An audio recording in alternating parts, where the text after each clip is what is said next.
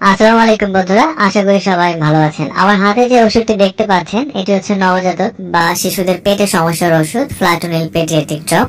এই ফ্ল্যাটনিল ড্রপটি কোন কোন সমস্যা হলে খাওয়াবেন এবং কিভাবে খাওয়াবেন, আর এই ফ্ল্যাটনিল ড্রপের কোনো পার্শ্ব প্রতিক্রিয়া আছে কিনা ইত্যাদি সম্পর্কে আজকে আপনাদেরকে জানাবো।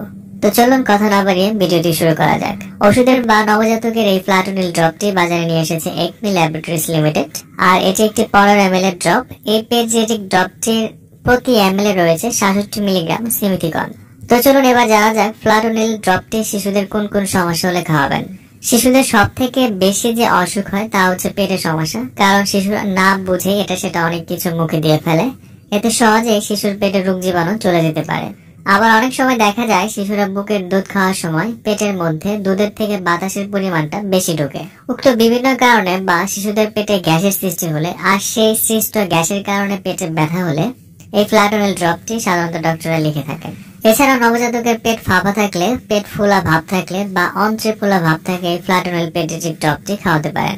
পরিপাকতন্ত্রে গ্যাসের সৃষ্টি হওয়া যে কোনো সৃষ্ট ব্যথায় এই ড্রপটি দারুণ কাজ করে থাকে। তাই ডাক্তারের পরামর্শ নিয়ে এরকম লক্ষণ দেখা দিলে ফ্ল্যাটনিল ড্রপটি খাওয়াতে পারেন।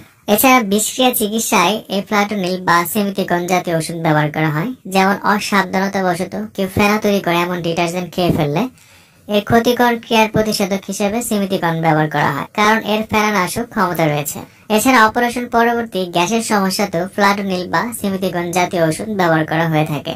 তো চলুন এবার জানা যাক ফ্ল্যাটনিল ড্রপটি আপনার নবজাতক বা শিশুকে কিভাবে খাওয়াবেন। ওষুধটি পরিমাপ করে খাওয়ানোর জন্য সাথে সুন্দর একটি মেজারমেন্ট ড্রপার দেয়া আছে।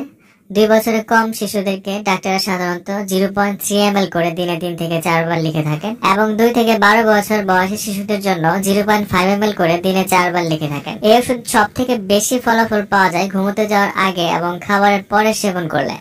প্রয়োজনে বাচ্চাদের খাবারের সাথেও মিশিয়ে এটি সেবন করানো যেতে পারে, এবং ওষুধ খাওয়ার আগে বোতলটি ভালো করে ঝাঁকিয়ে নিতে হবে। ফ্ল্যাটনিল ড্রপটি খাওয়ানোর আগে অবশ্যই একজন ডাক্তারের পরামর্শ নিয়ে সেবন করান।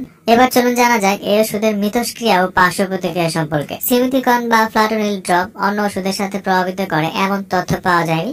সিমিথিকন শারীরিকভাবে একটি নিষ্ক্রিয় উপাদান এবং এটি খাওয়ার পর শরীরে কোনো রকম ক্ষতিকর ক্রিয়ার লক্ষণ দেখা যায়নি। ফ্ল্যাটনিল ড্রপ শিশুদের পেটে সমস্যা একটি কার্যকরী ও নিরাপদ একটি ওষুধ, আর ফ্ল্যাটনিল ড্রপের মূল্য মাত্র 35 টাকা। ওষুধটি কেনার আগে ওষুধ উৎপাদন তারিখ এবং মেয়াদ উত্তীর্ণ তারিখ দেখে ক্রয় করুন। সকল ওষুধ শিশুদের নাগালের বাইরে এবং ঠান্ডা ও শুষ্ক স্থানে রাখুন, এবং মনে রাখবেন প্রত্যেকটি ওষুধ খাওয়ানোর আগে একজন রেজিস্টার্ড ডাক্তারের পরামর্শ নিন। ফ্ল্যাটনিল ড্রপ সম্পর্কে আপনার আরো যদি কোনো প্রশ্ন থাকে আমাকে কমেন্টস করে জানাতে পারেন, আমি সেখানে উত্তর দেওয়ার চেষ্টা করব। আজ এই পর্যন্তই, আগামী পর্বে আবার দেখা হবে।